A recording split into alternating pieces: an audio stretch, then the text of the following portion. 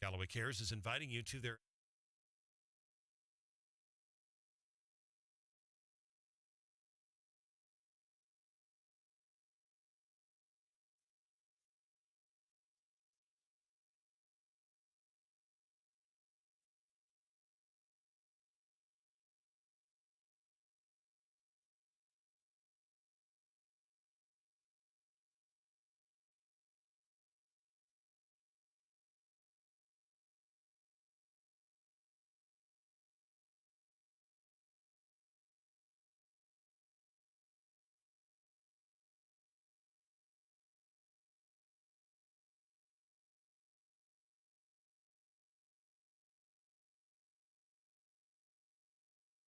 What is happening? Broadcasting live from the Zimmer Communications World Headquarters. Great news for the American people.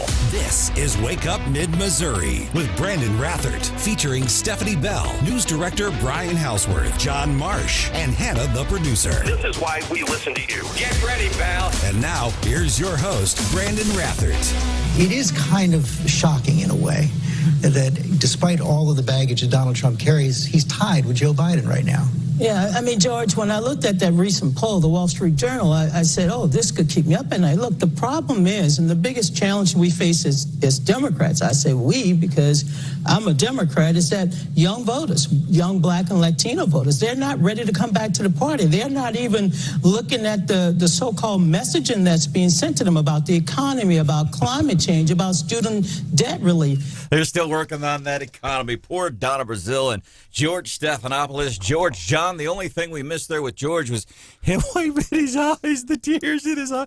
I can't believe this polling. I'm stunned. This is maybe Whoopi weighing in or something, yeah. Man. Welcome into the show. This is Wake Up Mid-Missouri. Steve Spellman and Stephanie Bell's spot. Good morning, Steve. Hey, good morning. Steve Spellman, real active in the community here in Mid-Missouri, follows politics on kind of a local level. And I'm always at a loss for words on how to describe you because I hate the word activist. It sounds like you go out and you block traffic. And go to I like concerned citizen. Concerned citizen. Maybe it's understated, but concerned citizen. In-house pundit. Ooh. In-house pundit. I might use that, man. That sounds good. That sounds like it might get you paid somewhere even. Yeah. Now we've got the text line here, and somebody was saying, "Hey, Stephanie's not in the chair. What's going on?" So text already. Who is that? So they're watching Wake Up Mid-Missouri on the YouTube channel. Who's that sitting in Stephanie's chair this morning? That is Steve Spellman. Stephanie Bell is going to be back in a few days. Producer Hannah is here. And by the way, if you're watching on those new apps, Hannah, I love. So I had to get a new cell phone just to get. That was what caused me to get a new cell phone, by the way. Oh, yeah. How did that go last week? Oh, it's disastrous. Oh, I figured it would be. Well, it's not a flip phone, so it's a problem.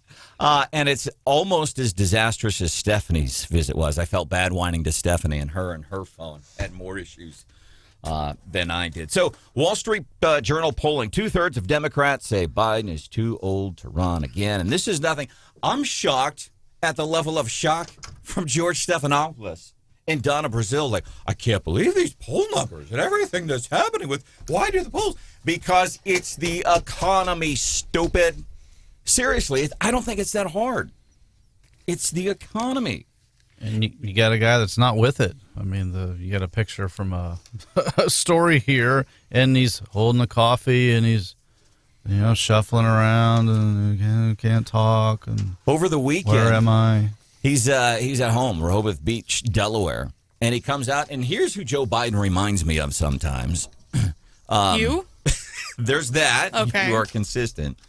It reminds me of me. I forget my words. I say the wrong things sometimes. Joe Biden also reminds me of Stephanie Bell's youngest daughter.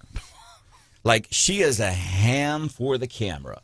Like, she sees a camera and all of a sudden she goes into on-camera mode. Joe Biden Sunday, walking out of church services.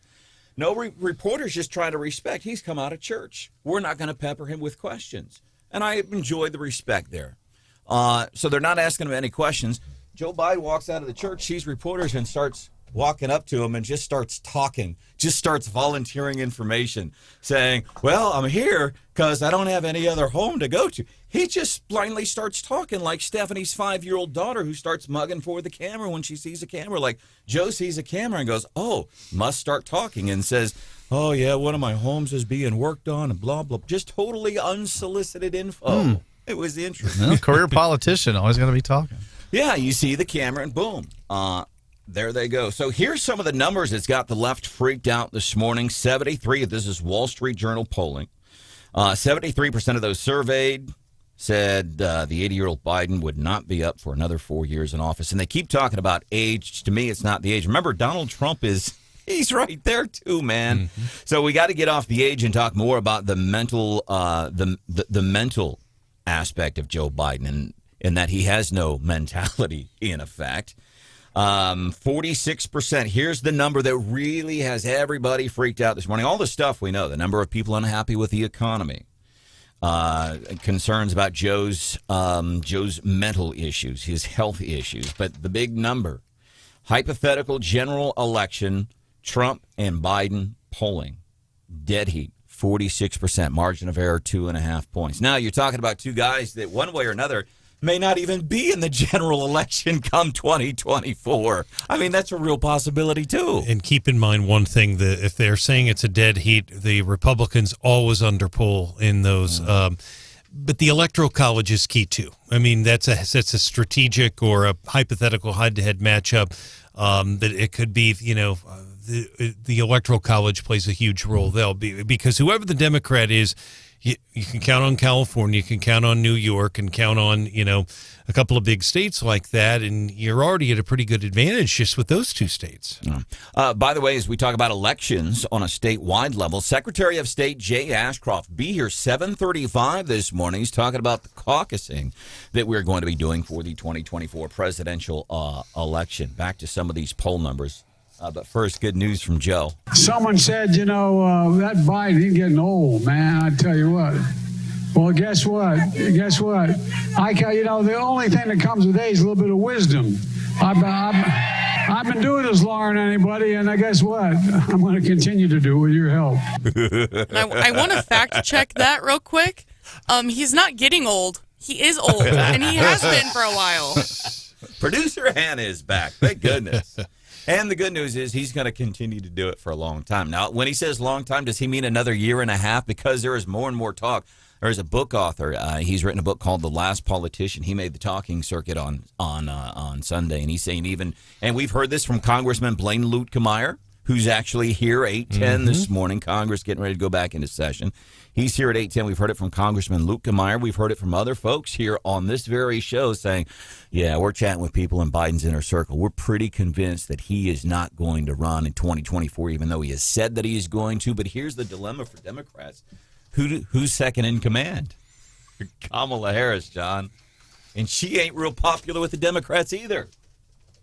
So they don't know what they're doing. She did not do well in the primary, to say the least. But, I know what Congressman Luetkemeyer said, and he did a great job pinning him down the last time he was on, because he kind of danced around it, and then when you pinned him down, he answered the question specifically. But I don't know. I don't have any inside information. I really believe he is going to run again. And I firmly believe our audience will disagree with this. I'm not saying it from a political standpoint. Just the bottom line is it's a fact. He will be tough to beat just because of the nation, how polarized it is right now. I think there's a good chance that he would not drop out, and here's why. I think the number one reason why, and it's something I think a lot of and you have to have some of this, I think, as a politician. By the very nature of the job, you campaign to an extent. It's a popularity contest. It's coming out with a clear and decisive vision of what you want to do and how you parlay that story to people so that they then vote for you. But here's why I don't think he would drop out. Ego. Everybody talks about Trump's ego, but I think any politician, a lot of times, ego gets in the way of them making smart decisions. There's a lot of polls and so forth out there. I was hosting for Gary Nolan's show a couple weeks ago and mentioned a story about this political futures, basically gambling site called Predict It. And basically people make bets. People have done this in the UK for a long time. And basically you can put a wager on who's going to be the presidential nominee. So people are putting their money where their mouth is. One of them is a Democratic 2024 presidential nominee. 68 cents bet will win you $1 if Joe Biden gets it. Gavin Newsom's at 17 right now, and those shift.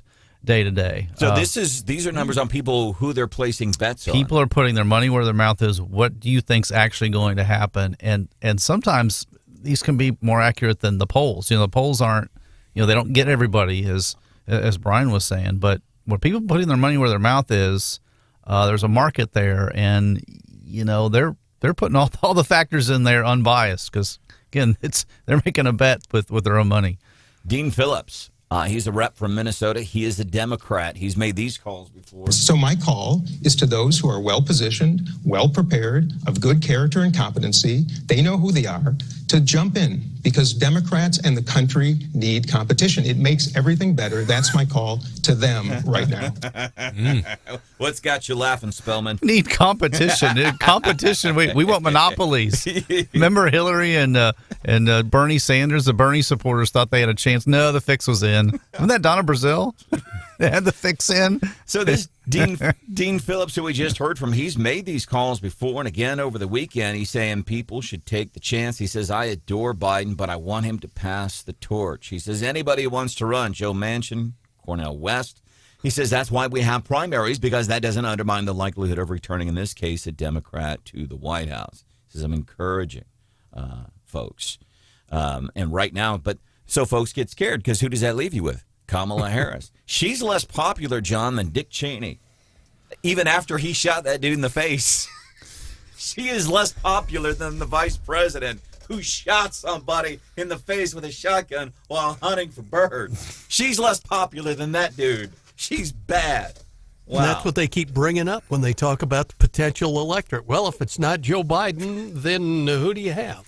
Well, you've still got RFK that's out there, and he's you're right about that. He's out there. Yeah. But he's been on Fox News. I'll tell you, I'm intrigued by him, actually. Intriguing that's the right term. Yeah. And there are some establishment Democrats who really don't want President Biden and him up on the stage to debate. I mean, so it's interesting. We got this congressman talking about we need competition, but there are some Democrats critical of RFK that he's running. So I don't know. I find that to be interesting. And then I wonder, so let's say Democrats do successfully put somebody forward that's not Biden or not Harris. Does that hurt Republicans? Because people hate Joe, America, according to polling, and the polling continues to be consistent over the past couple of months. People are like, even people that vote. There was a New York Times focus group. It was done by Kristen Soltis. She's pretty respectable when it comes to focus groups.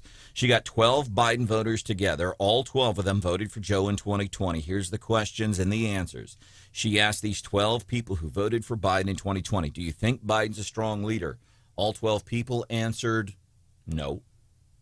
Do you think he's disappointing as president was the next question.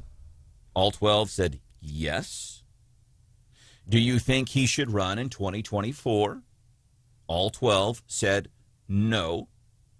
Then they were asked the final question. Who are you voting for in 2020? The number one answer given? It's coming up 5 minutes from now in the Daily D.C. Rundown, and Congress returns.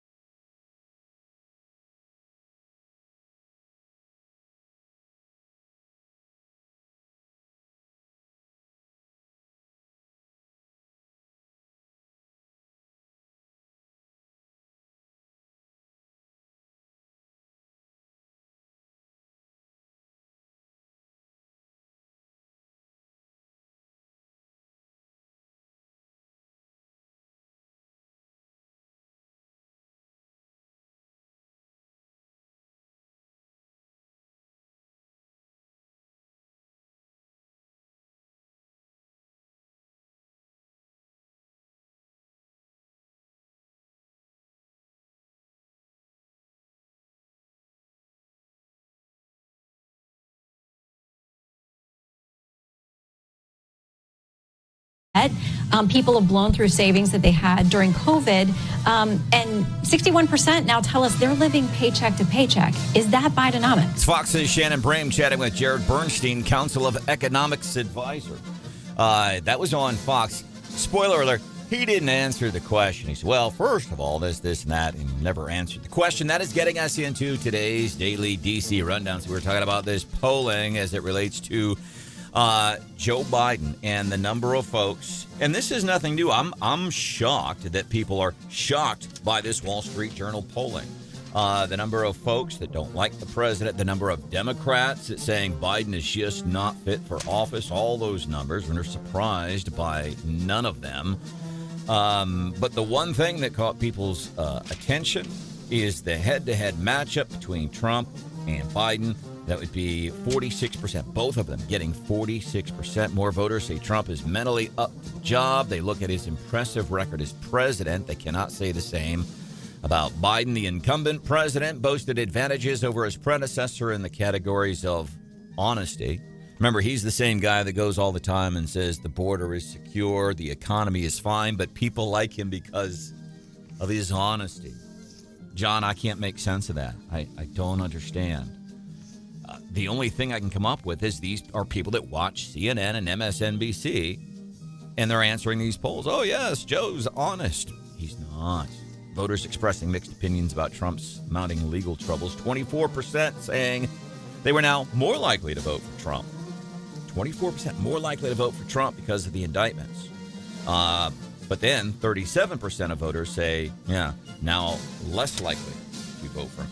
Other stuff, after months of struggling to find agreement on just about anything in a divided Congress, lawmakers returning to Capitol Hill to try to avert a government shutdown, as they do just about every year. House Republicans considering whether to press forward with an impeachment inquiry into President Joe Biden. A short-term funding measure to keep government offices fully functioning will dominate the September agenda, along with emergency funding for Ukraine. Let's stop that. Federal disaster funds and the Republican-driven probe into Hunter Biden's overseas business dealings. And be careful, because that's the other thing we're seeing with these news outlets. They keep talking about Hunter Biden's overseas business dealings.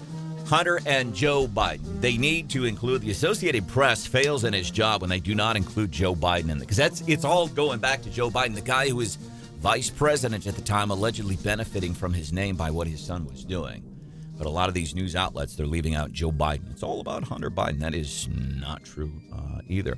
House is scheduled to meet just for 11 days before the government's fiscal year ends on September 30th, leaving little room to maneuver. And it's like jacking kids around in a divorce every year when we go through this. How are we going to fund the budget? Let's shut the government down.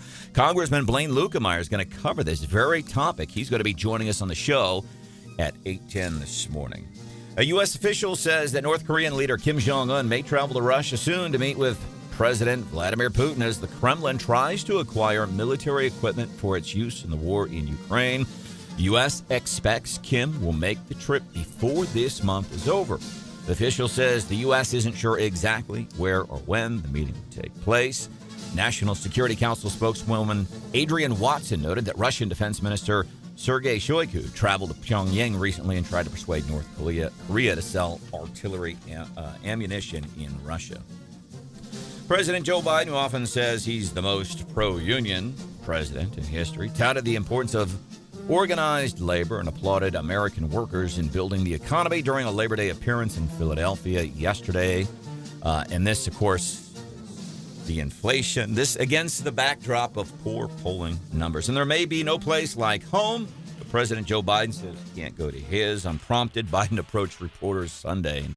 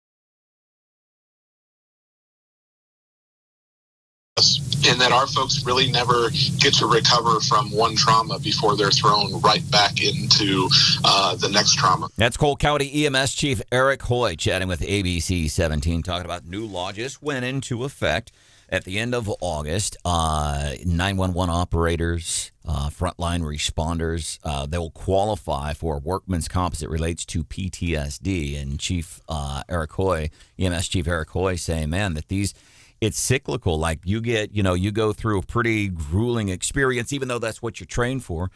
That sticks with you. And John, you've kind of done some of this stuff over the years. Probably have some interesting insight into what it's like for some of these folks that will now benefit from being able to do this.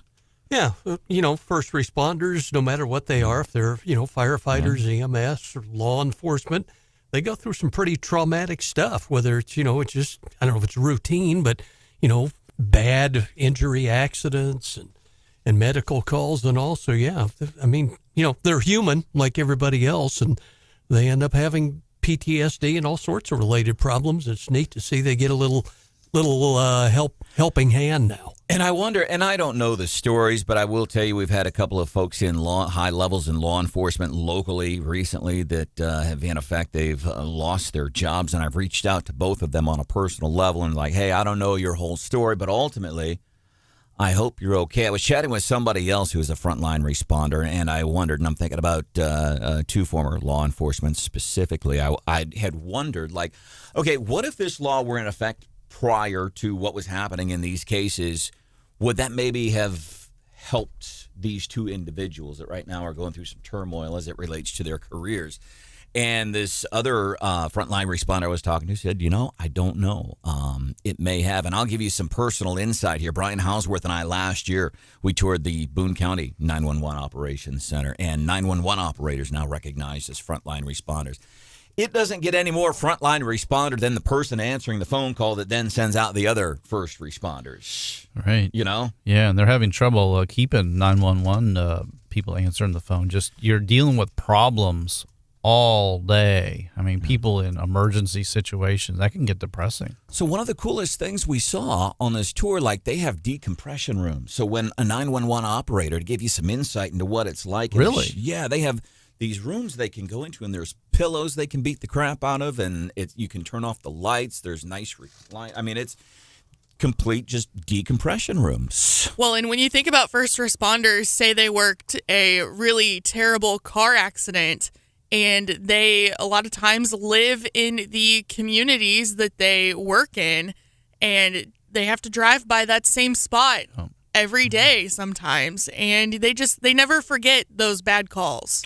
My sister, who's in law enforcement, she tells one story, and she hadn't been in law enforcement maybe 2 years, and there was an accident I-70 in the Wentzville area, and car caught fire, and it's one story that's still 25 years she's been doing this. One story that still you can see her reaction when she tells the story about coming up on the scene. They get the fire out, and all that's left of this dude is his rear end and knuckles that are still clasped to the steering wheel. And her seeing that, even though she's trained, this is what we deal with. As John said, you're still a human being. Death is real ugly. Yeah. Welcome into the show. Happy times here. Hannah's back. We're glad you're back. Happy Tuesday. Happy Tuesday, man. Hello. There's producer Hannah, John Marsh. Steve Spellman is in for Stephanie Bell. Steve Spellman is what did you call him, John? In-house pundit. In-house pundit. Concerned citizen. Concerned citizen. And this is why I thought you might love these stories. So these folks are heroes, too. There's a group of folks called CRAP. C-R-A-P. What? Yes. No. Yes. It's not that bad. Citizens of Randolph County Against Pollution, or CRAP. Some company wanted to go and build, I think they were trying to pass it off as, hey, we're going to build this I don't know, million-gallon waste lagoon, and then whatever we put in there, then we can use it for fertilizer. Well, folks there in Randolph County started researching the company called Denali Water Solutions, and they're like, oh, no, they've applied for permits that allow them to use animal processing waste and sludges and full of food, and they churn this stuff in these, it's not even a pond. I don't even know how to explain it. These group of folks, they got together and said, Well, last week, the judge in Cole County said, yeah, we're not moving forward with this permit. But I appreciate that, because how many times, and we hear it here all, as a matter of fact, one of the things that I get perturbed about, I get cranky old man about. Makes my blood pressure rise a little bit. Just one of the things. Is when people complain about the gas tax. You know you can get your money back, right? Do something about it. Get your money back. These people in Randolph County, they did something about it. And here on Wake Up Mid-Missouri, we have a big appreciation for people like Steve Spellman, who goes to pachyderm meetings, gets involved, writes pieces for the Missourian, goes to meetings. I want to know what's going on. I have respect for people like this. They're like, no, we're not going to take it. Can you imagine getting up every morning and smelling a pond of animal waste? 15 million gallons, apparently. Kraft's lawsuit claims that this company called Denali Water Solutions seems like it has very little to do with water and there's solutions. stuff in the water is the issue, yeah. They're saying the company presented itself primarily as a soil preparation business. But they said just imagine waking up every morning and that's where you live in Randolph County. People choose to live in Randolph County because, it's rural and there's not a lot of people there, not a lot of and stuff. for many conservatives, government regulation's kind of but, when there's a threat to property rights like this, like the stink, like the concentrated animal units and so forth, these kind of warehouses that have, 1,000 chickens in them or, a bunch of pork or whatever. And, I'm all for property rights and everything, but there is an incredible stench out of that. And I've had a relative in Iowa that built a house in the country and then had one of these come down and I was like, well, our kids can't go in the yard. Cause smells like money, Steve. That's what I was going to say. To somebody. It's not stench. That's money. That's what cash. He's not getting the money. He's getting his property's worth less now. He's not getting the enjoyment of his property because this other one, if there's a little stench, you're in the country. You're in farm country. There's going to be that sort of thing. But this type of concentrated sort of thing like this, somebody has a lagoon out the back of there for their sewage. Personally, well, that's one thing. But industrial type site like this, there's concerns for people around there. And it foams up and it gets nasty and it's a lot of crap.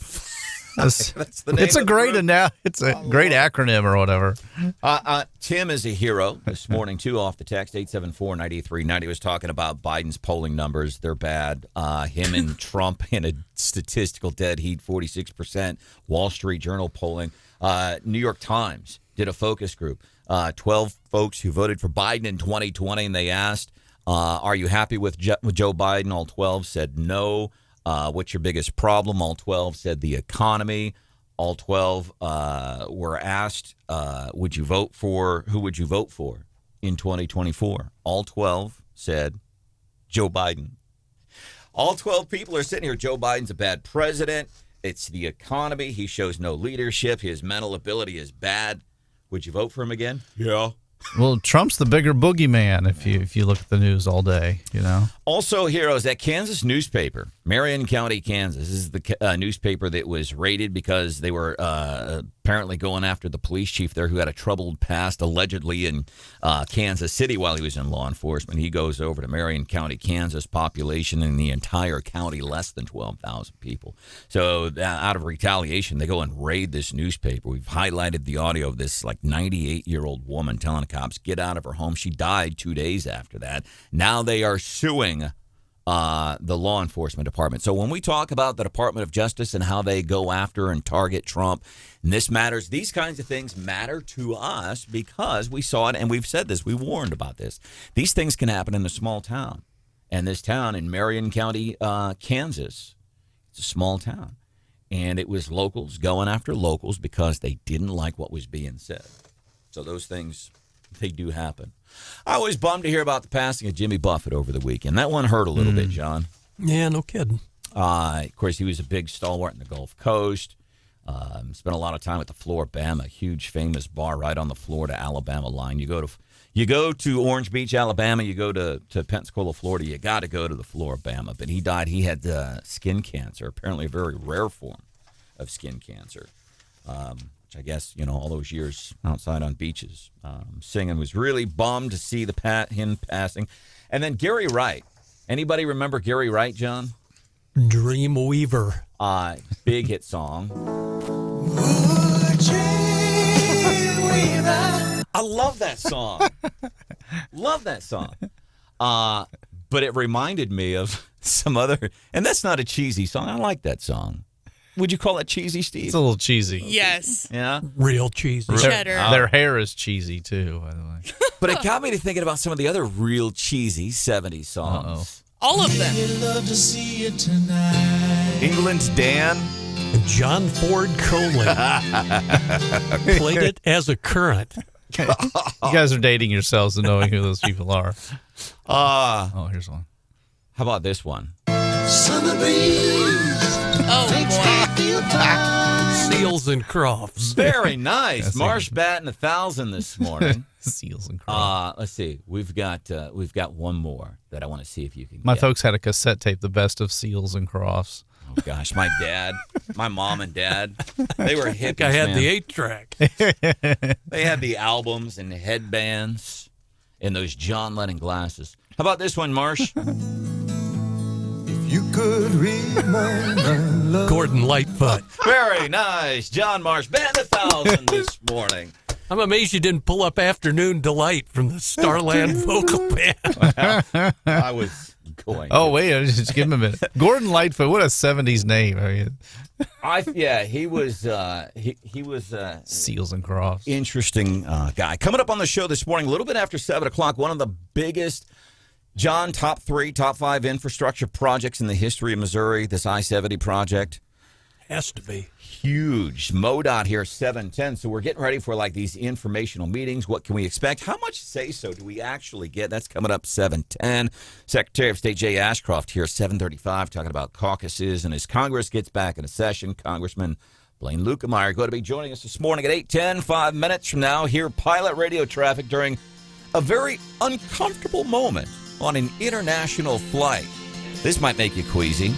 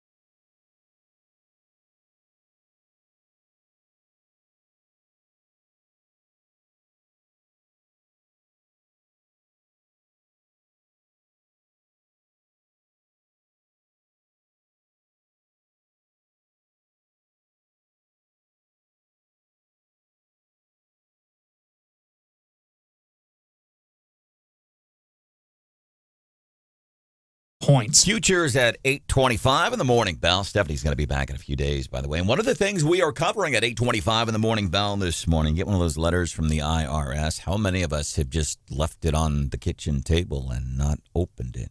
Apparently, a lot of us. The main reason why you should really be looking into that, we'll do that coming up at 8:25 this morning here on the show. It's Wake Up Mid-Missouri. Thank you for being here. Something we could do for you, 874-9390. Want to give a quick shout-out to Dennis. Dennis, text 874-9390. Says, good morning from Lake City, Florida. Working on the recovery efforts from Hurricane Idalia. Hope you all had a great weekend and have an even better week. Checking out the new app. And Hannah, these apps, what to you in your mind is the cool? These apps, if you've already had 93.9, the Eagles app or the KWOS app, you want to go and refresh those, reload those, whatever the proper terminology. Update the app. Or if you need to, like I had to do, because I had a 7-year-old cell phone, I had to go and buy a new cell phone to get the new app. Which I admire your dedication to our new apps. I appreciate that. Who says I fear commitment? Oh, You. It's me usually. You're right. No, my favorite thing about the new apps is whenever we post the commercial-free podcast of any of our local shows, they go straight to the app. So you don't have to try to find them on the website or anything like that. They're linked under a tab on the home screen of both of our station apps. It's really convenient. All right, we're glad you're back. How was your trip? It was good. Did you see who I got to hang out with? Mike Pence. Yeah. How did that happen? Well, I unfortunately didn't just bump into him, but we saw pictures after the fact of his visit to the Old Threshers reunion in Mount Pleasant, Iowa. So that was kind of cool. You went there? Yeah, we go every year. Outstanding. Yeah. It's pretty. And you had your big, it was like the bridal shower you had. You and all the girls went up there. That's what Stephanie was saying. No. Oh, it wasn't a bridal shower. No, I was with my family. We are glad. What? I thought that's where you were doing your wedding shower at the tractor show in Mount Pleasant, Iowa. It wouldn't be the first there, I'm sure, but no, my uncle and his my cousins used to go there quite a bit. Pence is claiming that he's the first presidential candidate to ever visit the reunion in Iowa, which makes me raise an eyebrow, but we'll give it to him, I guess. Let me ask you this. Is he as exciting, as engaging and charming in person as he is on TV? All right, welcome into the show. Don't answer that, Hannah. Well, there wasn't any buzz about it until after he left, so do with that information what you will. This got really uncomfortable. Delta flight. Imagine this. People flying from Atlanta, Georgia to Barcelona, Spain. You ever been on an international flight? Man, you settle in and you get excited because you're spending maybe 14 hours on an airplane. And I'll tell you this, you go on an international flight and they open up that bar room in the back of the airplane and it's help yourself all night long. And I used to take advantage of that stuff. But an international flight, you settle in because you know something good coming. Whenever you wake up from your drunken stupor nap, you know, you're going to be across the ocean. You're going to be in an entirely different country. You are going to be in Barcelona, Spain. Unless the airplane has to turn back for not mechanical issues. Not even really a medical emergency. Flight had left Atlanta, Georgia, been in the air about an hour and a half. They were over Virginia. And they had to turn the plane around, Hannah. Negative. It's just a biohazard issue. We've had a passenger who had diarrhea all the way through the airplane, so they want us to come back to Atlanta. Biohazard. Oh, no. Yeah. Can you imagine if Stephanie was on this flight, since she has such great luck with flights? What if, even worse, what if Stephanie were the offender? Oh, uh-oh. That's cruel. I thought maybe be the pit bull. Oh, gosh. Man. Delta Airlines flight from Atlanta, Georgia to Barcelona, Spain had to be diverted back to the original. So they're like north. They're the main line in an Oliver Anthony song. They are north of Richmond, Virginia, and apparently somebody's going through the cabin and all over the place. Can you imagine being the passenger that did this and knowing that you had to turn an entire plane around? Sorry. Everybody's looking at you. Whoopsie. And so I checked this out. So they were going from Atlanta, Georgia, and they're flying up to Richmond. Then they had to make a left-hand turn and keep looping back. It's over an hour and a half back to Atlanta on that airplane. Oh, man. And don't smell nice.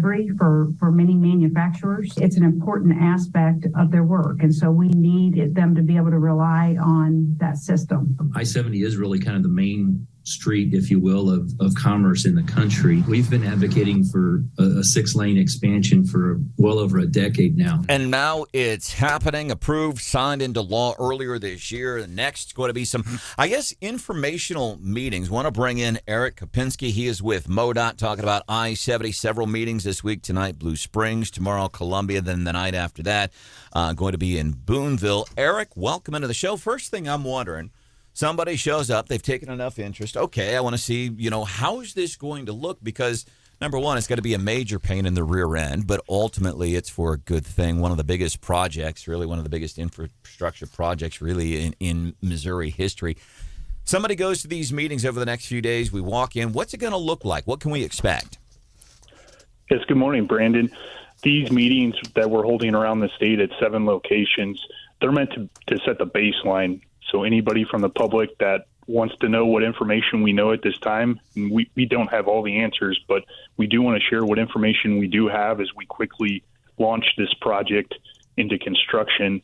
And the critical piece we are trying to figure out from the MODOT perspective is what public input does the average citizen have for us as we move forward with the engineering of this project and the construction.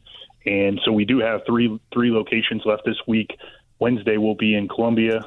Thursday will be in Boonville. And those will be open house styles, and anyone not able to make it can get more information online that we are sharing at these public meetings. So, like, Eric, if I come and I got can I bring, like, pen and paper and say, hey, Eric, let's sit down. I got some ideas, and start drawing, like, routes on a bar napkin or something? Is that what this would be for? Absolutely, we welcome that. We can get you on the payroll. Right. But Nice. More importantly, Yeah. we're trying to figure out. There's a lot of landowners nearby the corridor that are interested, and we're trying to share the message. We're taking as few properties as possible. We have a lot of right of way with this corridor, so we just have some concerned citizens, as we do with any large project, and we're just trying to establish those lines of communication and saying this project is funded. We're ready to go. And we're going to be back a lot in all these communities across the state. Eric, we appreciate you joining us. And Brandon brings up a great point because I've been to a lot of these, and yes, they do take feedback, including drawings or whatever. The engineers will be there, so I encourage people to come 5 to 7 tomorrow, open house style. I want to specifically ask about Columbia, and I know there's a lot of things we don't know yet, but a lot of our listeners are concerned specifically about what's going to happen at 70 and 63. You've got a Bob Evans there. There's a Steak and Shake. Both of those are not far from the interstate. On the other side, Mark's Mobile Glass, and there's I believe it's a Ramada Inn as well. Could those potentially have to go? What can you share with us on that, or any other properties near the highway? So that 63 Interstate 70, that interchange has been highly studied. That had funding set up prior to this, so that project was able to grow, and that will be kind of our first interchange we work on with this project, over 200 miles long. And so we really even took a deeper dive from the engineering perspective, and we have yet to know those answers if those businesses are going to be acquired with this project. But we're doing everything we can to avoid buying businesses and property, because any dollar spent on relocating utilities or buying buildings or property is less money that we can spend making critical infrastructure improvements. So we can do a lot from the engineering perspective and construction with our partners on the private side to really minimize those impacts to the private citizens. Yeah. Eric, this is Steve here. I live in Columbia, and, it's, as the clip was saying, this is a long overdue project. It's a great thing. And it's kind of the main street of the country. That's quite a statement, but certainly main street of Missouri and central Missouri as well. And a lot of people are concerned about, okay, it's kind of like ripping off a Band-Aid, this type of construction. Traffic delays. What's kind of the estimate that you all are kind of seeing for people traveling I-70 through mid-Missouri? What's that kind of look like, and for how long, just estimated what you're looking at? Our current schedule to make all improvements over the 200 plus miles is 7 years. So we have a very aggressive schedule. As we talk to some other states who have done similar corridors, this is a 20, 30, 40 year process. And And we have a very aggressive schedule because that's what the bold move that our elected officials and governor made, and we plan to deliver on that with our contracting partners. We have yet to figure out exactly how this is going to be built and designed, and some of the public feedback we get from these meetings will help drive some of that. But we're going to really use a lot of innovation and leverage our partners on the private side to minimize these. But for this first section from Columbia to Kingdom City, that will be our first project, and we will know better what that look and the construction will be. February of next year, we'll have a public meeting and say, hey, we got the bulldozers ready to go, and we're going to start construction. Here's the exact details we have. So between Fulton and Columbia, really that's the guinea pig of the whole I-70 thing, I think, bottom line. Our guest this morning, hanging out with us this morning on Wake Up Mid-Missouri, Eric Kopinski. He is with MODOT. We are talking specifically about the expansion of I-70, and more importantly, some of these informational meetings tonight, Blue Springs, tomorrow, Como, then the next night in Boonville. We're getting texts already. We'll ask him about the tri-level in Jefferson City. This is not Eric Kopinski's domain, but he is joining us this morning here on Wake Up Mid-Missouri. Eric, where is the plan at right now as it stands? We've seen a lot of interstates and major metro areas have car-only lanes or truck-only lanes. Any thought about that once this is all completed? Yes, we are working closely with our elected officials over at the Capitol for what do the laws have for that third lane.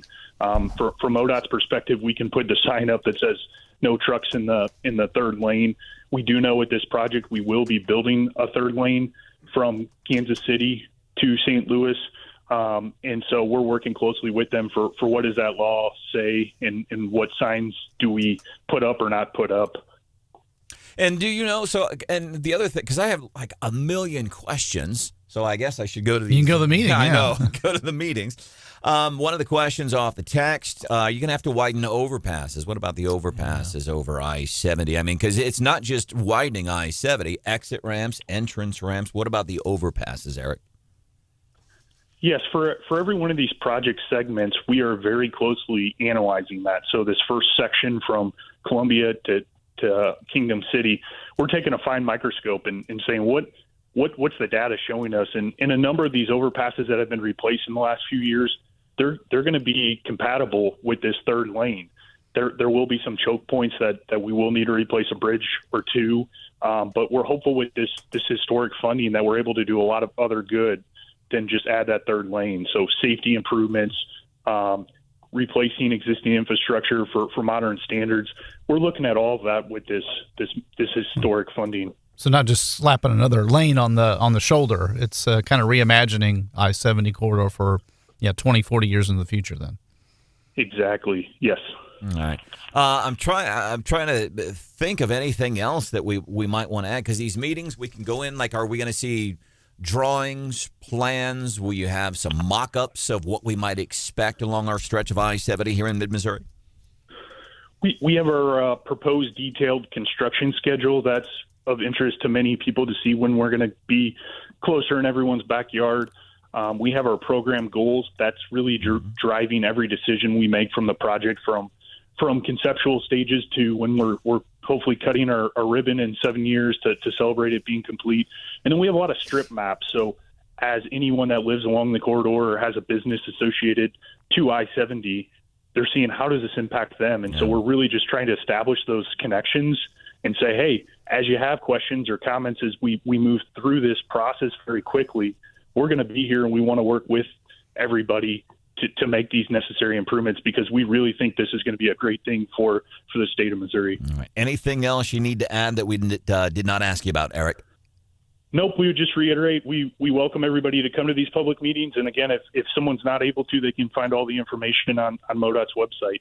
So, and I want to ask you, this is kind of more of a personal question, Mr. Kopinski, but project manager for this project, like, this is a pretty massive project, like, and it's largely on you, it sounds like. Any pressure, man? We welcome the pressure, but we have an excellent team. So the MODOT team's just beyond thrilled. Our maintenance workers that keep this interstate moving on a daily basis. They're really thrilled about this historic investment.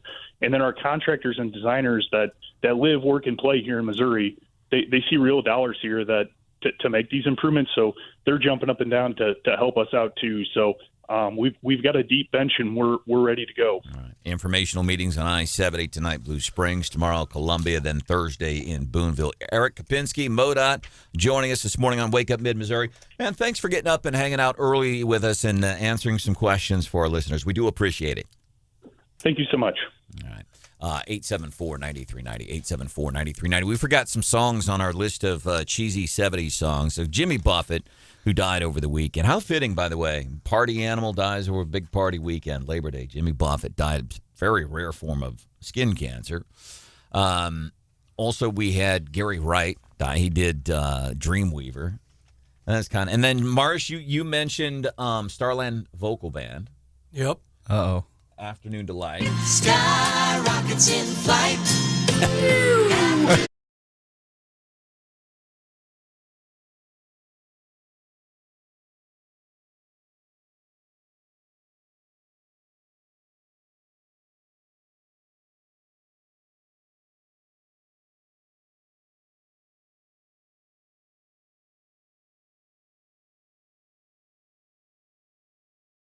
Good. Steve does a really good Go for it, Steve. Bee Gees impersonation. Can you do the falsetto? That's what we want to hear.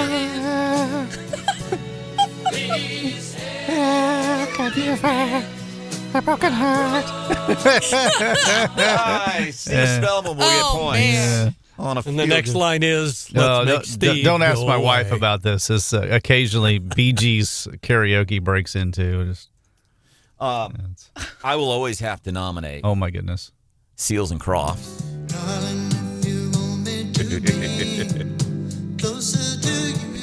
Take that to work in your head this morning. Coming up, you'll lose some work friends. Yeah, I'd like to apologize in advance. Try getting that earworm out of your head this morning. People ask you at work, what do you do? Oh, I wake up mid-Missouri. I was listening to them this morning. They played Seals and Crofts.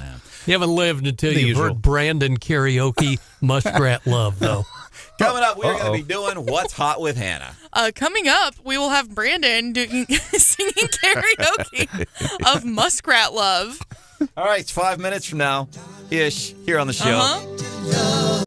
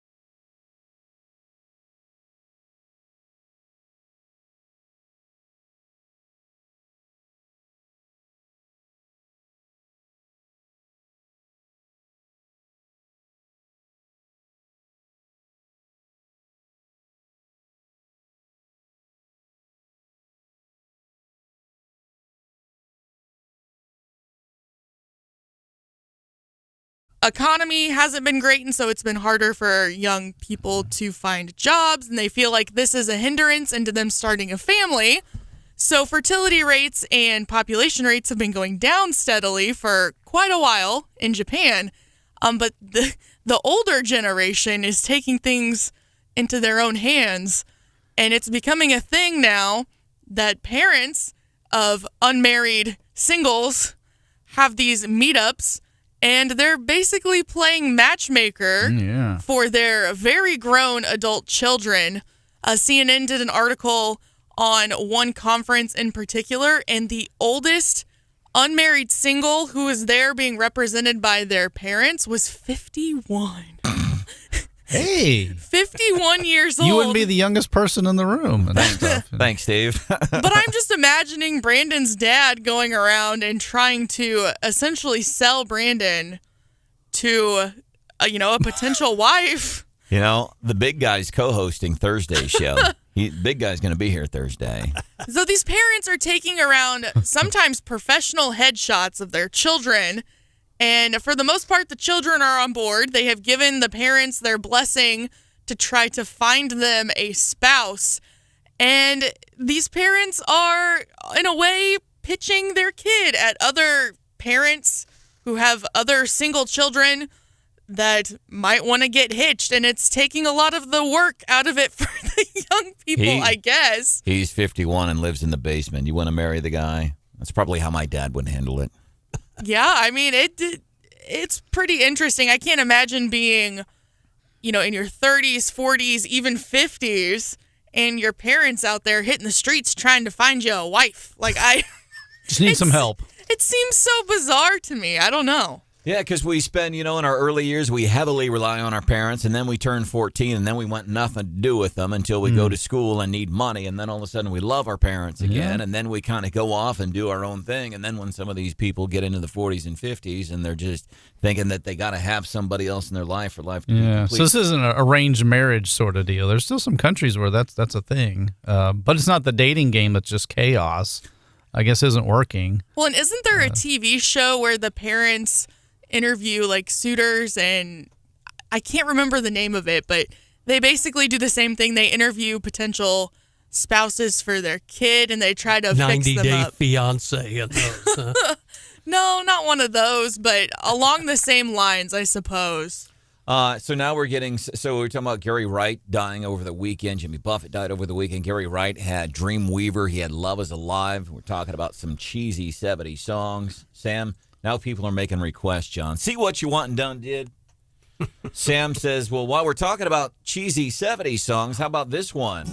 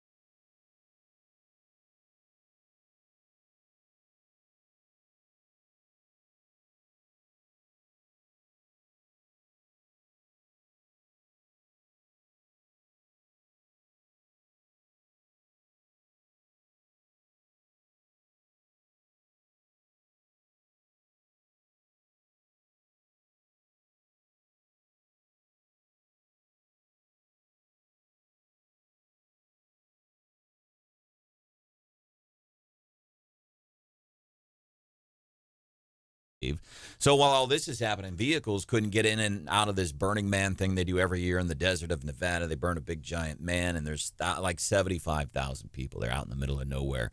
So one of the things that couldn't happen, since vehicles could not get in and out, they could not service the Johnny on the spots, and those things turned. It was just disastrous. Welcome to the show. It's Wake Up Mid-Missouri. I am Branden Rathert. Steve Spellman is here. Stephanie Bell is going to be back in a few days. Producer Hannah is back from the Big Tractor Show in Iowa. Good morning. Hello. Mr. Marsh is here. You betcha. My name is Branden Rathert, 874-9390. Secretary of State Jay Ashcroft joining us on the show. Elections in presidential election 2024. We're going to a caucus method. I want to welcome Mr. Ashcroft into the show. Why are we going to a caucus method? Well, first of all, I should mention we've been following the caucus method for actually picking our delegates for several election cycles now. What we have had in the past is we have had both the caucus and a presidential preference primary. We had a presidential primary, but your vote didn't actually pick the delegates. The Senate added to the election bill last year that we would no longer have a presidential preference primary that appeared to be how you voted for president, but we would just go to a caucus system. I'm glad that we've chosen one of them.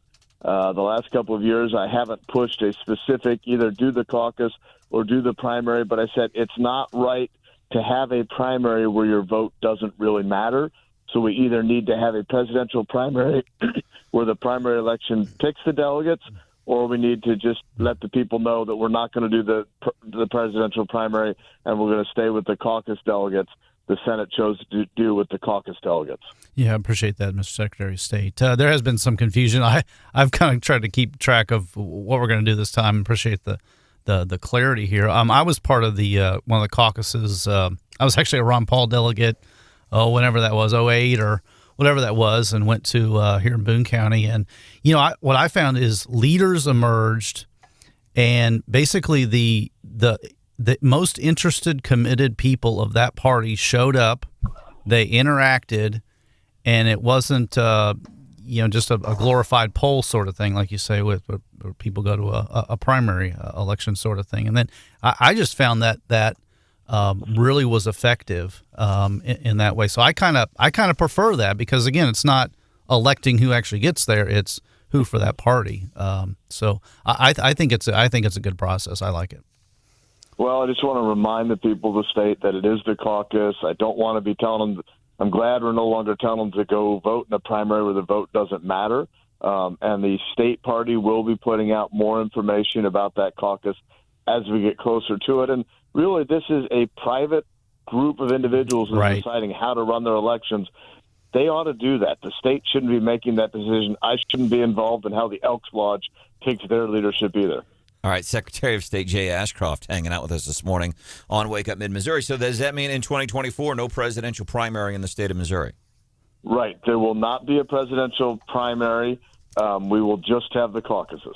Do you know offhand, I'm trying to think on a local level, how much county election officials throw at, we do the presidential preference primary. Is there savings in not doing this anymore? Yeah, it will probably be in the range of $9 to $10 million, which, with a $51 billion state budget, that's not much. But if it's an election where the people's votes don't matter, it's way too much money to waste. All right. Jay Ashcroft, Secretary of State, joining us this morning here on the show. And I wanted to, anything else we need to add as it relates to the caucus issue in Missouri? I'm just trying to think. So we know we will not have a presidential primary in 2024. It's going to be a different ballgame. Anything else you need to add on that front before we get on to the next thing? I would encourage every Missourian to reach out to the local political party that they affiliate with, if you will, that they believe in. If you're a Republican, reach out to your local county Republican Party. If you're Democrat, reach out to the local Democrat Party. If you're Libertarian, reach out to the local Libertarian Party. Work with them to know what the setup will be, when the caucus will be, how to participate, and, of course, as always, self-educate before you go so you know who you prefer and why. And then the other thing I wanted to ask you about, There is an attorney, and he's from mid-Missouri. His name is Jeffrey Basinger, filed a lawsuit 1 year ago alleging that you illegally were refusing to process an initiative petition on abortion, and he wanted it to be on the November 2024 ballot. What happened with that case? So far, he's lost twice. He lost at the circuit court level. He's lost at the Missouri Court of Appeals for the Western District. He filed an initiative petition out of time. The Constitution prescribes when you can file initiative petitions, when they have to be turned back into my office so we can verify whether or not you have enough signatures. He filed it at the wrong time. We followed the Constitution. We filed what the Missouri Supreme Court had said and told him that it was at the right time, the wrong time, that he needed to wait till after the November election. He refused and filed, and the court ruled rightly that we had followed the law. And Secretary of State Jay Ashcroft this morning on Wake Up Mid-Missouri. Jay, could you clarify the ruling that you made referencing the regulations with financial investments and all that in Missouri and all? Because I think the whole story just kind of confused a lot of folks. Well, I think a lot of people were writing stories about it without actually reading the rule. What we said was if you're an investor and an investment advisor, a broker-dealer, is giving you advice for a discretionary trade, we just mandated that they have to let you know if that advice is based on something other than trying to get you the largest financial return for your money. If they're not telling you, hey, I think this is the best way to get money, this is the best return you can get, they have to tell you that, and then you just have to approve it. It's all about notice and consent and transparency to the consumer. We believe in Missouri the investor should be in charge of their money and how it's invested, and all we're requiring these brokers and dealers to do is to make sure you're okay with how they're investing your money. It should be a no-brainer, but these days people sue over everything. Yeah, Mr. Ashcroft, I would echo that. I'm actually a financial professional myself. When I'm filling in on the radio here with Mr. Branden and stuff, but the notice and consent are the bottom lines. And no matter where, it gets all political and they're left-leaning person and want ESG investments, if people let them know and they have a chance to opt in or at least opt out, great. But people don't want stuff happening with their money that's against their values and they're not knowing about something going on behind their back. And notice and consent are the bottom line. I appreciate you highlighting those here. Secretary of State Jay Ashcroft, before we let you go, highlight of your Labor Day weekend? It was really just spending time with the family, getting a couple or maybe partial things on my honey-do list done. I hear you. Secretary of State Jay Ashcroft this morning on the show. We appreciate your time. You have a great day. Hannah, what was the highlight of your weekend? Big tractor show in Iowa. Highlights? Got to spend a lot of time with my family, a lot of time with my little twin nephews who are not quite 2 years old, and they're a lot of fun. Yeah, Marsh, what did it for you over the weekend? Yard work. The honey-do list. How about that? There you go. Mr. Spellman? Got to hang out with my family. I've had my brother and sister-in-law were in from out of the country for a couple weeks, and so got a very nice visit. Very nice. Good stuff. Glad everybody had a good weekend. What about you, Branden? Lake and some yard work and, some few things on a list and, just and one of the biggest things on my list and that I did get done, relax. Take it easy. That was one of the biggest things I did. And then I learned Jimmy Buffett died. That bummed me out. And then Gary Wright. Remember Gary Wright did the song Dreamweaver? I think that's cheesy. It is cheesy, but I love the song. Hannah, your perspective as a 23-year-old recent-ish college grad. It's pretty cheesy. Also, that's how you know you're getting old is when you go from a recent college grad to a recent-ish college grad. We went up there. And then we had this from John, this suggestion. Muskrat soup.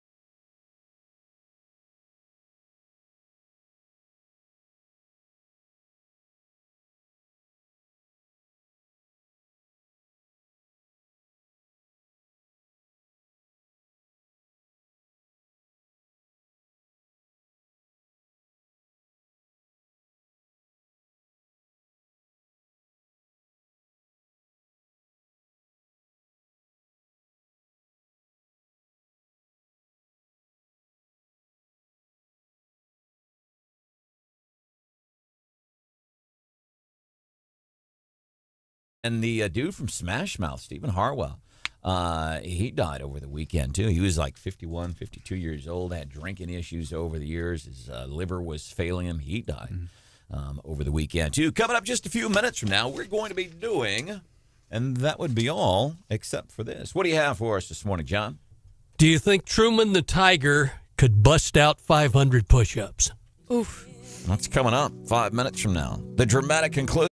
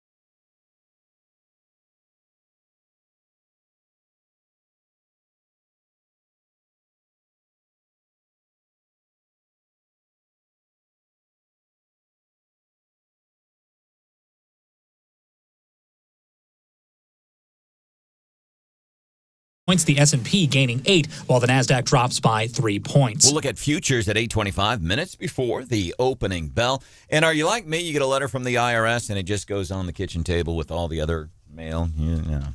Maybe you and I should know how to do that. A story that will highlight why. And I'm surprised at the number of folks that don't respond to letters from the IRS. We're going to cover all that coming up at 8:25. And that would be all, except for this. We've all seen Truman the Tiger join the Rotsy Boy Cannon Cockers at Old Mizzou and drop for push-ups when the Tigers score points. Well, Oregon's Puddles the Duck might want to talk with his hype squad about their points tradition. Season opener this weekend against Portland State. The Ducks hung 81 points on the Big Sky School, and Puddles had to do a push-up for each point on the board. And for those of you counting at home, that works out to 546 push-ups, 11 sets of push-ups at 7-point intervals, except for the first possession, 1 set for the field goal. Do the math, 446. The Ducks ended up punting just once in the game, which resulted in a very tired Duck. In reality, though, not the first school. It was Clemson, the ones who started doing the push-ups after each TD scored. So, Truman, I hope you're spending some extra time in the weight room, because if the Tigers turn it on for our SEC season, you too could be busting out 500 big ones. So I actually saw a video of this on TikTok, John, and poor Puddles, it was right after one of the later touchdowns. He just kind of put his head on one of the ROTC members, like, please don't make me do it, man, please. Come on, man. Just like take a knee. Quit scoring, dude. Just stop it. And it's probably like unless they have a professional, I'm guessing it's probably some 18-year-old college freshman like, oh, this would be cool. I'm going to put on the Duck outfit and I'm going to be the Duck mascot for Oregon. And then your first game and you're doing some 500. This isn't what I signed up for. Not cool. Did you see the video of, there's another smash and grab robbery somewhere in California, and it was one dude, he busts in and starts smashing the set. Well, it's just one dude, and usually smash and grabs, they got a whole roving gang of thieves in there, and it's a family jewelry store, and the family is like, screw this, we want to stop the dude. This is our business. This is our livelihood. Yeah. You're not taking advantage of us. Dang all you who say defund the police. Here's the problems with defund the police. We're seeing it play out right now, and that we're getting robbed. They went after the dude. They arrested him. Dude was built like a college linebacker, or at least an offensive tackle. Maybe not that muscular, I think. Yeah, not he was an offensive the mountain tackle of a dude. Without the muscle. He had his pants falling off, I think, was part of it. He was fluffy. Oh, that's kind. Yeah. And so the family successfully fends him off, but they end up pulling his shirt off, and the dude, he's bolting from this place. They're beating on him. They're beating the heck out of the guy. And good for them. I wish we would get more stories like this. But they're beating the heck out of him. They end up ripping his shirt off, and he runs out of the store, and all these videos are catching. He's having to pull up his drawers as his fluffy almost outside. The plumber's crack action going on. Yeah, and they didn't catch the dude, but that's prime. The worst ones to run across, too, are the recent immigrants who run the corner bodega or whatever, because they pull no punches. Out comes the ball bat, and they start wailing on them. Oh, gosh. And I wish we'd see more of those. I really do, especially whenever somebody, and I don't want to catch flack for this, but whenever somebody, because I already got it last week when I mentioned it once, these stories of people that utilize the Second Amendment to protect their home. Somebody breaks in, somebody comes after them. Sometimes these people get shot and killed. Good.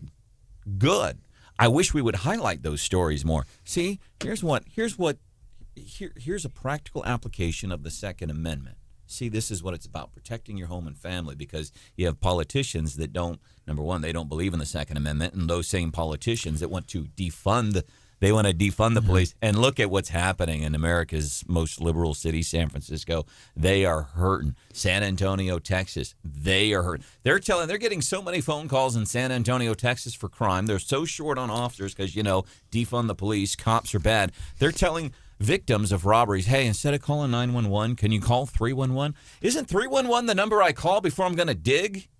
What the heck? But they don't have they just don't have the people. Yeah, the non-emergency lines because they're overflowing and so forth. Yeah, because crime goes up because these people hear, oh, defund the police. Oh, they're going lenient on me because we want to go lenient on criminals now because rainbows and unicorns and things like that. That's what it's all about. And these people, they don't think these things through. And now they're telling people, well, call the before you dig line to report robberies. And listen, any chance of reclaiming your stuff after you've been the victim of some kind of smash and grab robbery, we ain't going to do that. Well, how come? You're the cops. You're supposed to protect and serve. Well, we ain't got enough of us here. Well, how come? You know, defund the police and MSNBC and USA Today and CNN hating on cops. Yeah, that's why. Congress back in session soon. Congressman Blaine Luetkemeyer. What's front and center?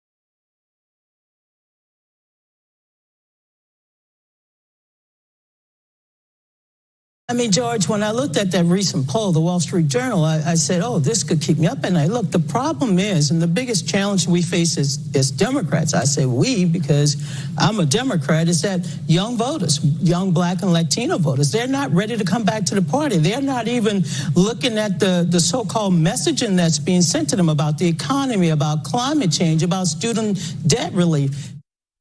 George Stephanopoulos down in Brazil, a little freaked out that the Wall Street Journal polling, the latest Wall Street Journal polling, is showing what a lot of us smart people have been saying for a long time. People incredibly dissatisfied with the job that Joe Biden is doing. These numbers show Trump and Joe Biden in a hypothetical tie in a general election, margin of error 2.5%. But it's the number of Democrats that are saying, yeah, Joe. And they keep talking about age. I think they need to focus on talking about his cognitive abilities instead of the age, because Trump is right up there. But the polling is incredibly bad. They're freaking out in the White House probably as we talk. It's 9:09 D.C. time. They are probably freaking out. And this more telling, I think, from the New York Times. They impaneled 12 Biden voters, 12 people that voted for Joe Biden in 2020. They said, they asked, are you happy with the job he's doing? All 12 of these people that voted for Biden in 2020 said, we are not happy with the job he's doing. All 12 of these Biden voters, are you happy with Joe's handling of the economy? All 12 said no. All 12 were asked, okay, so who would you vote for in the 2024 election? All 12 said Joe Biden. Congressman Blaine Luetkemeyer is joining us. Blaine, you hear some of these polls from time to time, but especially this impaneled, the panel of Biden voters. 12 people, they said without fail, question after question, he sucks, he's bad for the country. They were asked, who are you going to vote for? They said Joe Biden. What are you reading to these poll numbers, Congressman? Well, I always take those polls with a grain of salt. Number one, Brandon, good to be with you this morning. I think that, whenever you only have 12 voters, I kind of, discount some of that. But by the same token, I think they show that there is a lot of disenchantment with the president, his actions, his policies, his first 2.5 years here. And I think, his party has got a real problem on their hands, because I don't know that he's electable in his current state. I don't think he's not running a campaign right now. He's only got, I think, 4 campaign advisors around him. He has no campaign staff on the ground getting his ground game put together. I just don't. I've said for over a year that I didn't think he would run for re-election. I think he will, by the end of this year, first quarter of next year, decide to step aside. I think he'll still be president, but I don't think he'll run for re-election. But again, these polls, I'm kind of looking at them all the time with a jaded eye. But I think it does point out the president's got a real problem, not with just American people, but his own party.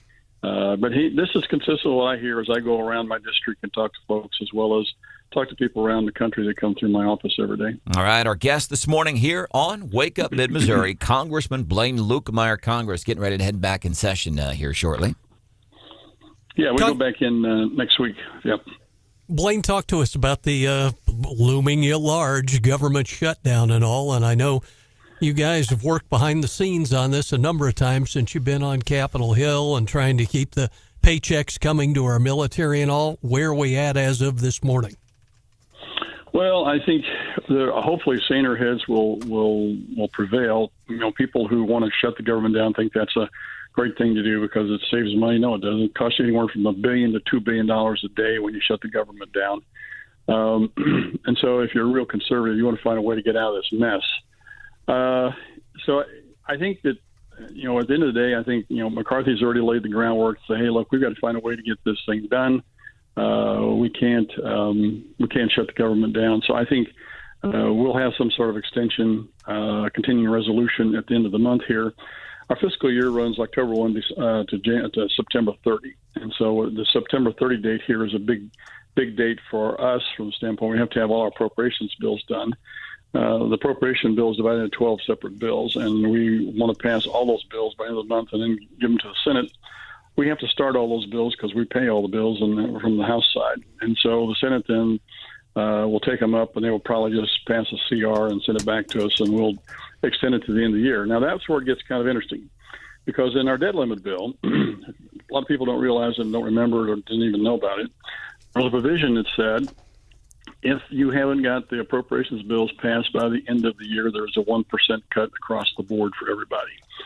So this is where the political games will really start, from the standpoint that people who want to shut the government down, who don't want to go along with whatever's in the budget, will continue to throw rocks at everything. And if we don't get a budget, our appropriations bills passed by the year, you would see then these cuts go in place, which is exactly what they want. So, I'm not necessarily opposed to the cuts. I think that it's an interesting way to get to the cuts, but it's going to be the next 90 to 120 days here are going to be kind of interesting.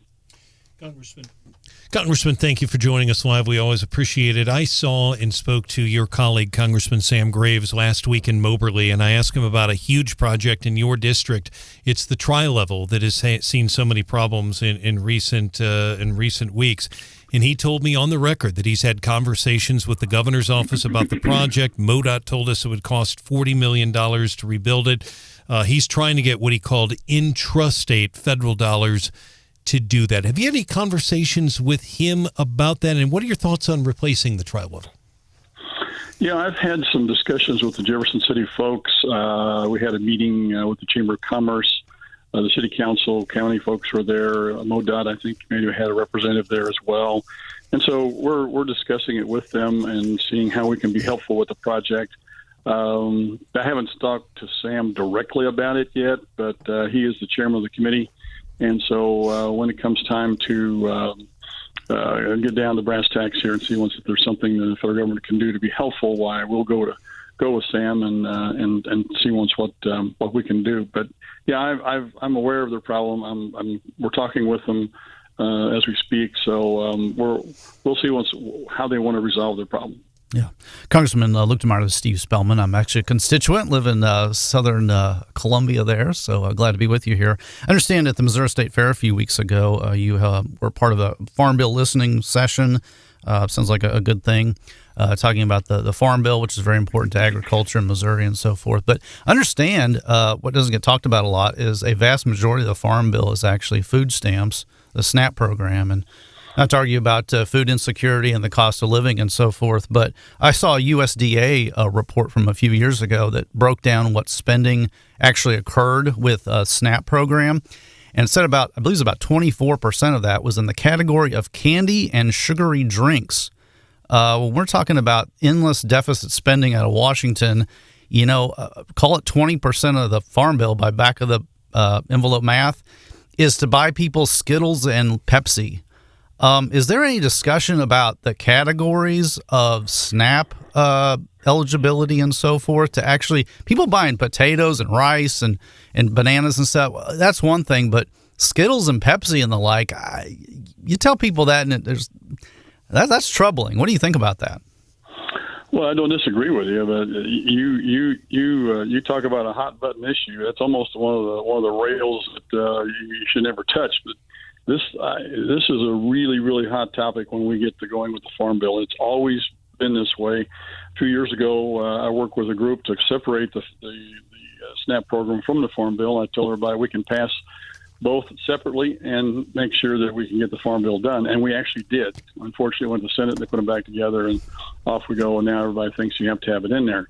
But it causes a lot of problems. There's not as much consternation with the Farm Bill anymore from the standpoint of the ag portion of it, which has to be done by the end of the month here, by the way. But yeah, the SNAP program has got a lot of problems with it, but it's stuck in the ag bill, the Farm Bill, which gives it some cover and makes it difficult to make a lot of changes to. I don't disagree one bit with what you just said. I think we need to be supporting the program itself should be supporting nutritious foods. I agree with you. I don't know how candy and soda can be one of those nutritious foods, although I guess it has energy in it. Well, I think WIC is handled a little differently. I think there's different categories for that. Yes, it is. I'm well aware of that. Yeah. Congressman, let me ask you, and we got about 2 minutes here. I see people like Jim Jordan and some of the other folks that serve in the House with you, and they're getting on to Fox all the time, and they keep talking about these Biden bank records as it relates to the current president. profiting and using his name to help his son make money again with countries that, by the way, want to do us harm. Have you seen, and they're on Fox all the time, we have the records, and they're talking about how wide this web is, which is why it's taking such a long time to get to the bottom of it. Have you seen any of these bank records that we see Comer and Jordan talking about all the time on Fox? No, I have not. I don't sit on oversight or judiciary. I sit on the Financial Services Committee, and we're pretty busy with focusing on those issues. But, they're doing a good job of digging into the different records and the different testimony of some of the whistleblowers, as well as getting all the I's dotted and T's crossed to be able to put together exactly what all is going on here, how it's all connected. And, the bank records are very damning from the standpoint that they really connect a lot of the dots. All right. And then final question off the text, talking about cuts. I think it was in relation to the SNAP and food stamps. Ask Congressman if that 1% cut is a 1% cut in the increase or an actual 1% cut. It's an increase in the existing budget. In other words, the existing budget is passed with a continuing resolution, goes to the end of the year. And if nothing happens, that's a 1% across-the-board cut in the existing budget categories. All right, Congressman Blaine Luetkemeyer, anything else that you would like to add before we let you go this morning? No, I think you guys have done a good job. I think, the border crisis is still there. The fentanyl crisis is still there. I'm on the fentanyl task force now. And so, as well, and I'll call it sort of goes back to the China situation, where China supplies the ingredients to make the fentanyl to the cartels in Mexico, which then imports it here. So it's a huge issue. Had some discussions with a lot of people. It's one of the topics on their mind as I go around the district during August recess here and talk to folks about it. So, we'll continue to work with all the local officials as well as hopefully get this border situation resolved. Yeah, as a matter of fact, there's a woman I'm going to be reaching out to. We had just in one of our mid-Missouri counties last year, 25 people died of fentanyl overdoses, and there's a woman from Mexico. Her young son died of a fentanyl overdose. And, okay, so that's how it affects us here in mid-Missouri. That's how illegal immigration, that's how an unsecure border affects us. Congressman Blaine Luetkemeyer, we're appreciative of your time this morning on Wake Up Mid-Missouri. Always a pleasure, guys. Take care. See you next time. Coming up, Morning Bell Business News, a little twist only Stephanie Bell can give you. Why you might want to take a second look at any letters you've received from the IRS. And folks weighing in with their cheesy 70s song. Come on, man. This doesn't end on the cheesy list.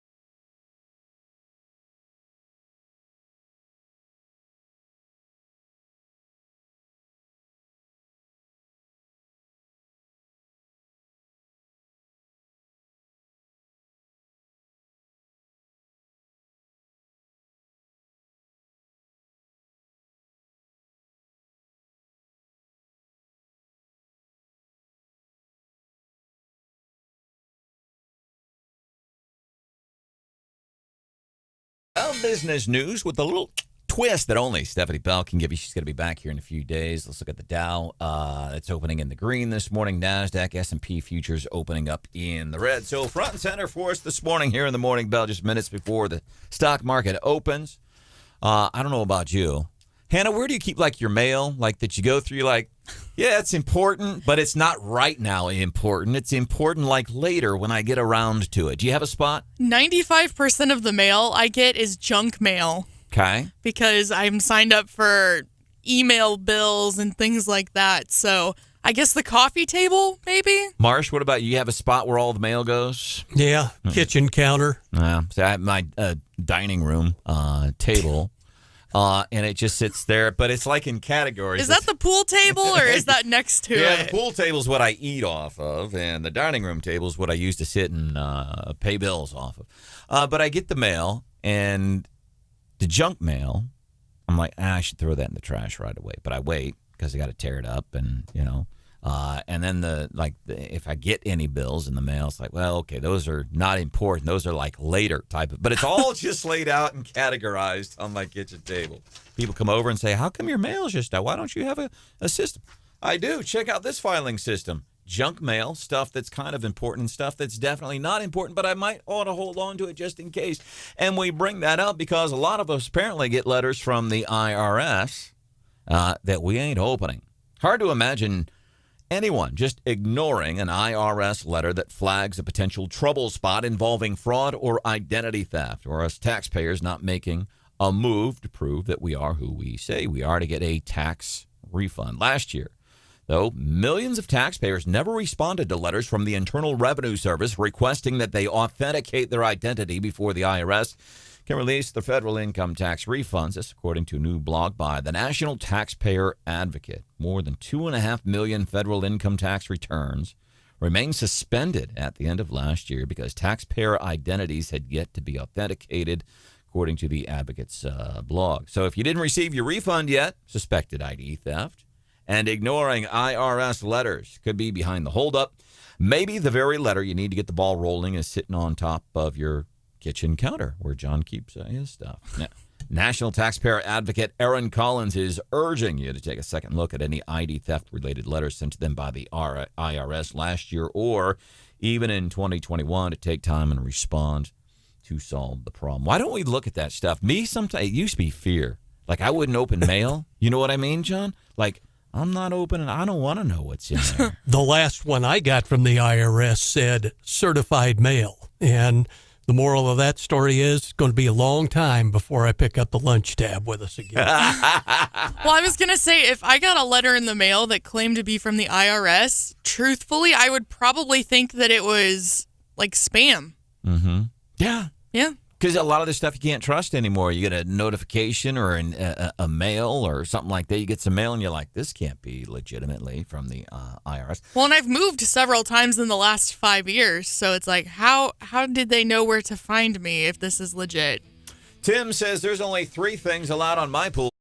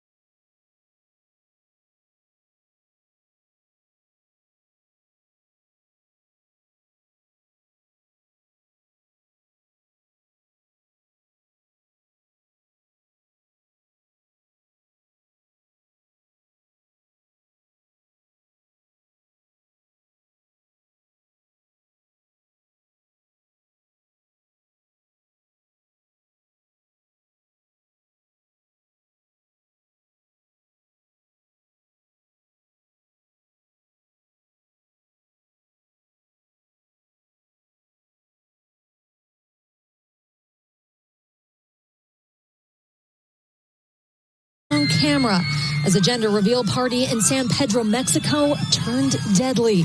Video shows a small plane flying quickly past the parents-to-be, letting them know a baby girl is on the way.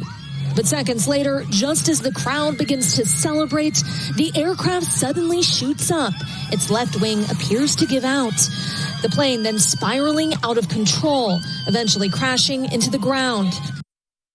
Another gender reveal party tragedy. This time, these folks hired an airplane in Mexico to spew out pink or blue dust. And by the way, the screaming you hear there in the background, the video is remarkable.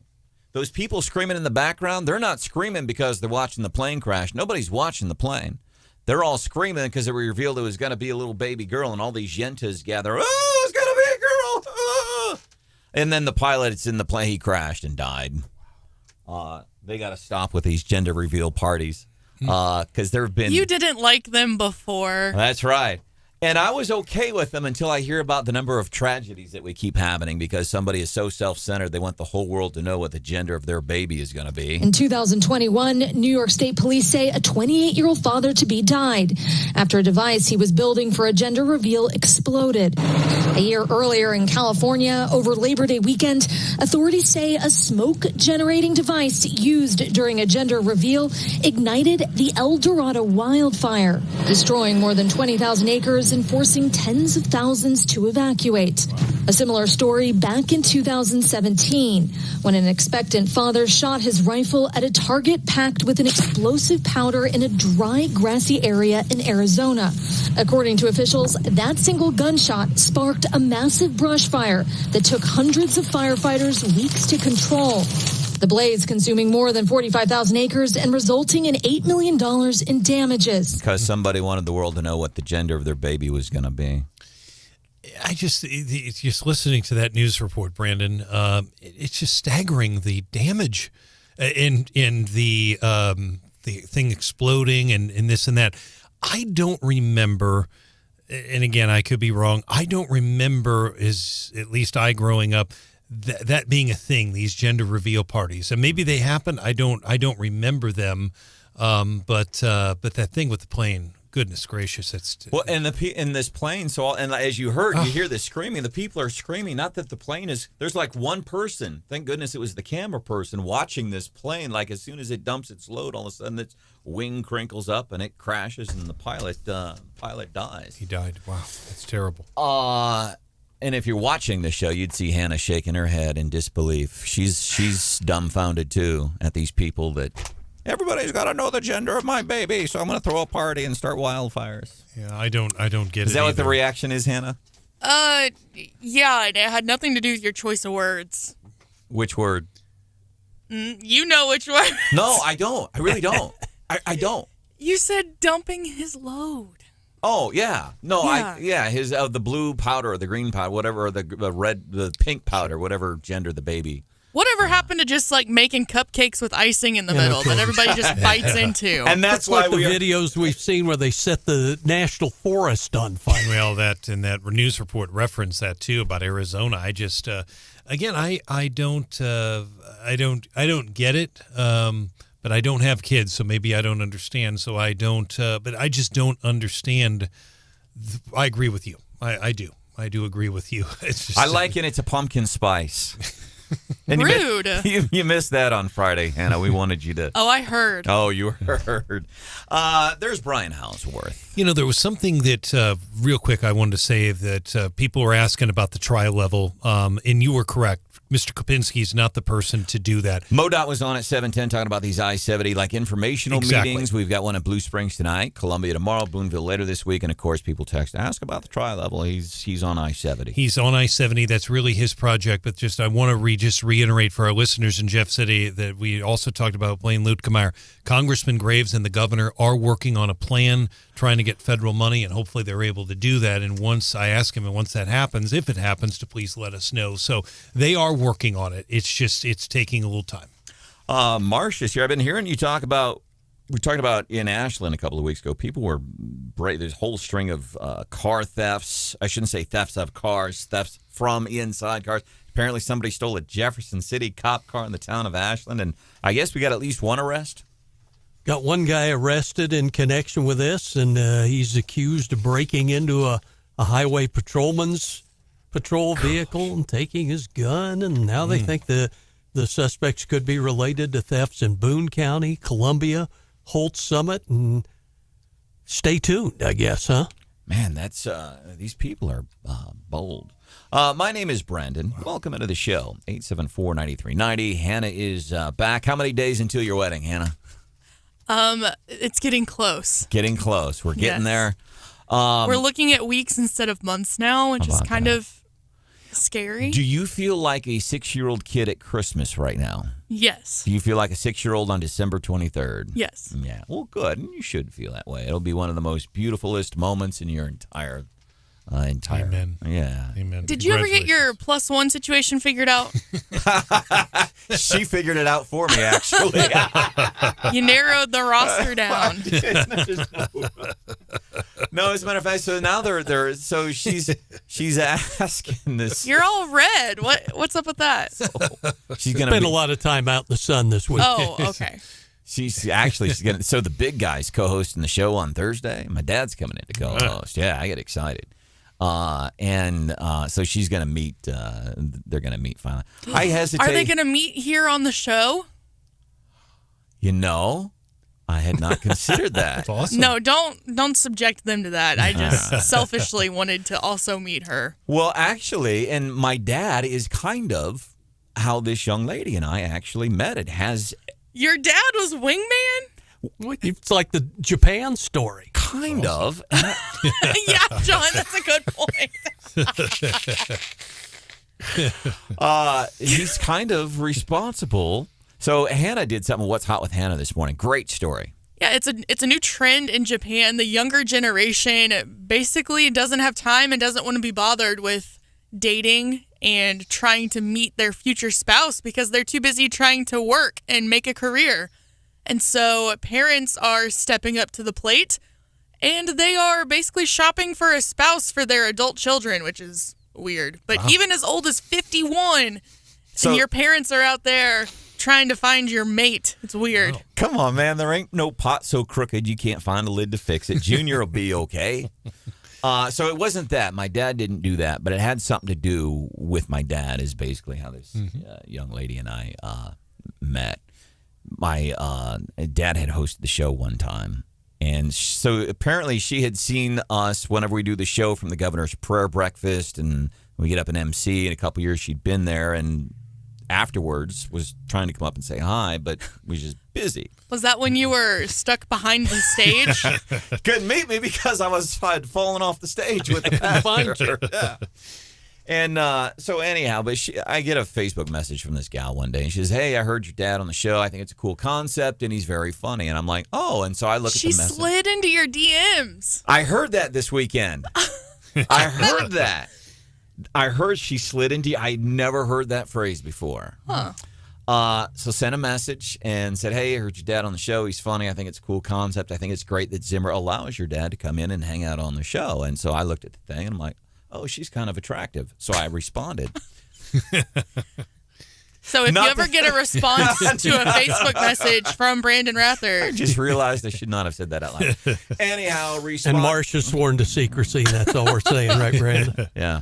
And so anyhow, we got to chatting, and now we've been hanging out for a while. Now she's going to meet Dad. I just get hesitant to enter. Dad's met maybe 3 people in the past, 15 years that I'm like, okay. And 2 of those include your ex-wives, right?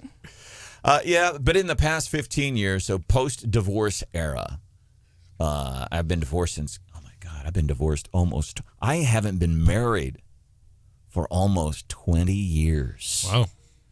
Was married twice for a total of 3 years. I don't know what the math is on that. Yeah. So anyhow, he's going to meet, and then he's going to do the show. Fact check some stories that folks have been hearing here on the show. We had one listener last week, I think it was while Hannah was gone, wanted to know if it's a true story that we used to get high with the bus driver Cat when I was in high school. That's a true story. My dad will verify that. And it wasn't a one-off. It was like every day. Up until the day I smoked some really bad weed and passed out in the second hour typing class at Center for Management Law and Public Policy. That was the last day that I got high with the bus driver, John. All right, some other things that are a news-ish outlet.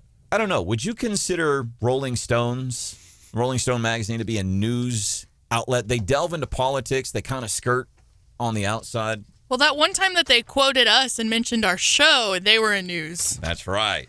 source. So they did a story about Ron DeSantis, and they're at some like white supremacy event, and this Rolling Stone writer is what he does is just incredibly dark, but it's what a lot of these national news outlets do, whether it's USA Today, CNN, or MSNBC, and what they did is stunning. We're going to cover that story. Coming up 5 minutes from now, we are going to do it in Leftovers. Some things we didn't get a chance to get to before we get into my dad.